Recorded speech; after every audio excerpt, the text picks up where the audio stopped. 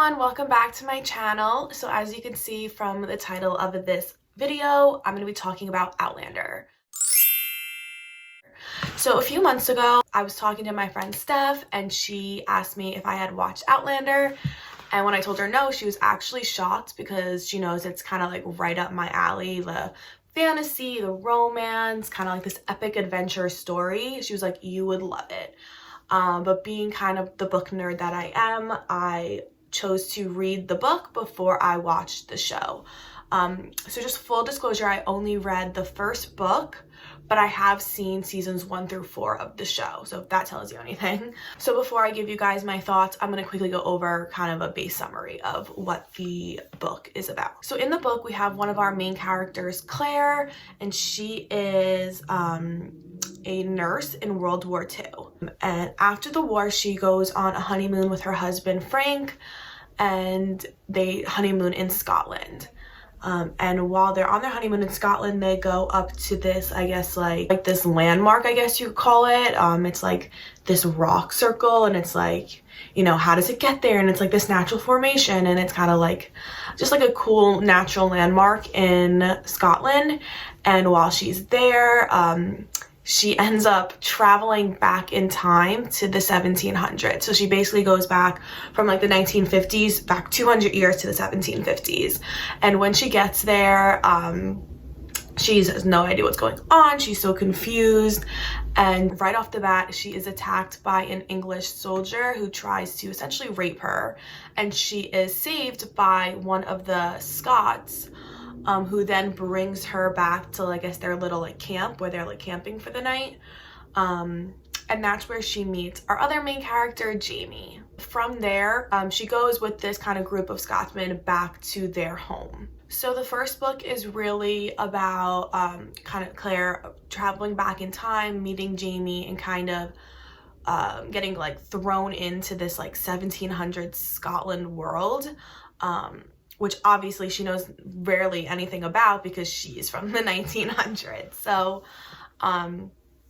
it's really just about her kind of like trying to adapt as fast as she can while also trying to get back to kind of like the rocks so she can get back to her time and back to her husband. What I like about this book, I think that Diana Gabaldon, I hope I'm saying that right, does a really good job of, you know, setting the scene and painting the story. She does a really good job of like allowing the reader to kind of visualize exactly what it would look like, which I think is really good. She does a great job of introducing the characters, building them up, and making you really feel like you're connected to the characters. I like the kind of relationship building between Claire and Jamie.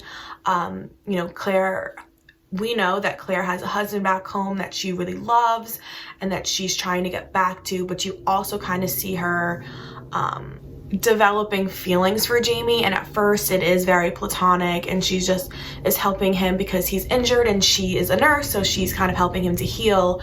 But then as they kind of get to know each other, she kind of sees like he is such a good guy, and he's helps protect her when things inevitably go wrong.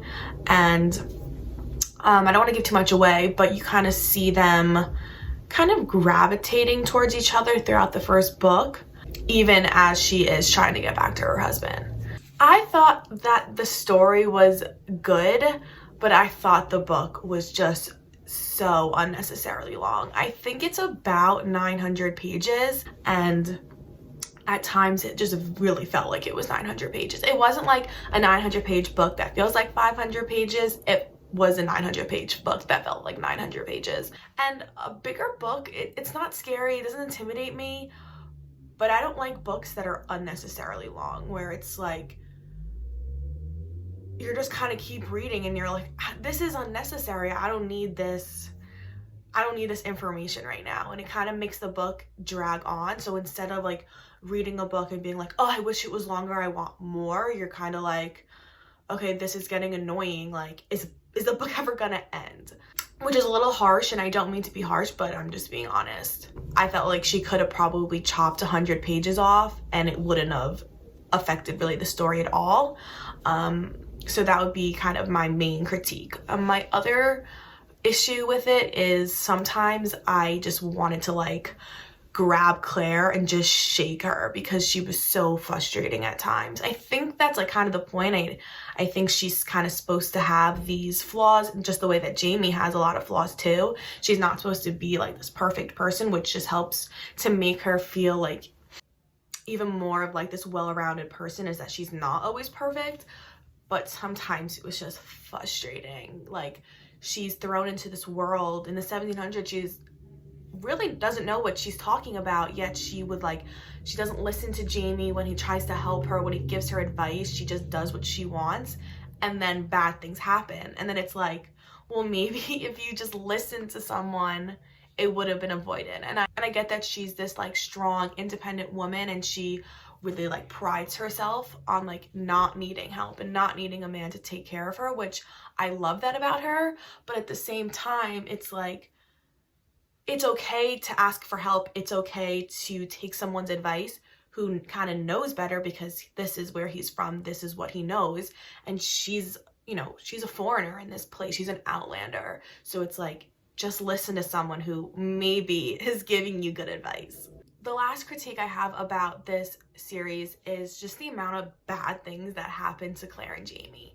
It feels like they just can't catch a break. It's like, this bad thing happens to him, and this bad thing happens to her, and then this bad thing happens, and it's like, does anything good happen to them? Like, can they ever catch a break? And I know that that's kind of like the meat of the story, and it's like that also helps them to like really care for each other, because they are really relying on each other a lot.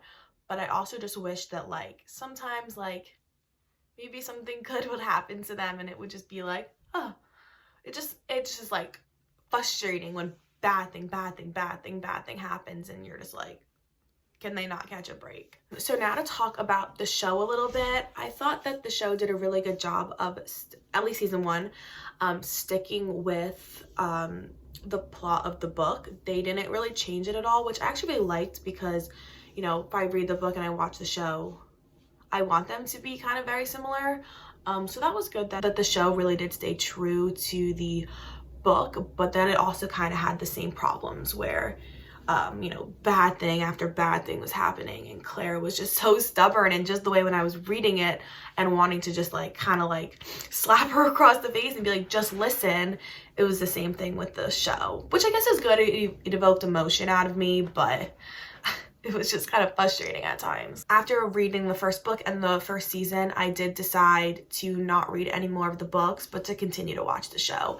I liked the story enough that I wanted to know, you know, what happens, how it ends, but I also just couldn't commit to reading all the books because they're just really long, and I just couldn't commit to that. Just to talk about a little bit more about the show, trigger warnings for rape. If you don't want to watch that, probably don't watch the show or read the book, honestly, because it is a central issue that happens, you know, which is fair because of the time. You know, it takes place in like the 1750s in Scotland, so I think that's just kind of the reality of the situation. But if you don't like reading about that stuff, skip this. But if you do watch it, just be prepared that season 2 is bad. bad.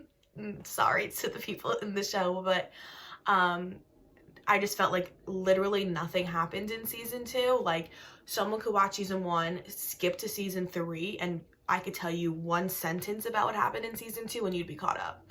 Like, it is like the way it starts to the way it ends, what they try to accomplish doesn't get accomplished, so it's like essentially nothing actually happens. But then season 3, it gets better, and season 4 has been my favorite season so far. I thought it was really good. I felt it was a much better balance of like good and bad things happening. It was like there were really happy moments, which I really enjoyed, and I was happy for the characters, but it also balanced it with, you know, typical, you know, obviously there has to have some issues, otherwise there wouldn't really be a story. So I thought it was a much better balance of kind of good and bad, and like happy moments as well as sad. And also we get to explore a little bit more of like the world in the 18th century. It's not just in Scotland like the first season. So I really like that part, because that's just really interesting to kind of see, you know, the histories and the cultures of different places in the 18th century. Okay, so my final thoughts. I would rate the book and season 1 of the show a 3.5 out of 5, which is a little bit lower for me. I tend to round up in my like reviews or ratings of things, but I think a 3.5 is really where I fall. It's definitely not bad, but there are just so many other books and shows that I like better. So yeah, a 3.5. However, if I was just gonna look at the show as a whole, I would probably give it like a 4, just excluding season 2 though, because it is good. And I think that if you like fantasy, if you like adventure, if you like romance, if you like all those things, then you will probably like it. So would I recommend it? I would recommend it to people who like this genre, but I would not recommend it to just anyone, generally speaking. So one of my roommates, she doesn't love fantasy. She's more of like a nonfiction, documentary, memoir type of person, and I would not recommend this book or this show to her, honestly. And my other roommate, who is a little bit more into fantasy and kind of like fiction genres, I would recommend it to her. I think she would appreciate it and she would like it, but I would tell her to skip season 2 and I'll just fill her in on the 2 things she misses. So yeah, that's kind of my thoughts on Outlander, both the book and the show. Let me know in the comments down below if you've read or watched Outlander and what you thought about it, or if you are planning on watching it in the future, if this video helped you make that decision. But yeah, that's all I have for this video. Please like it, it really supports my channel. Subscribe if you aren't already, and I'll see you in my next video. Bye!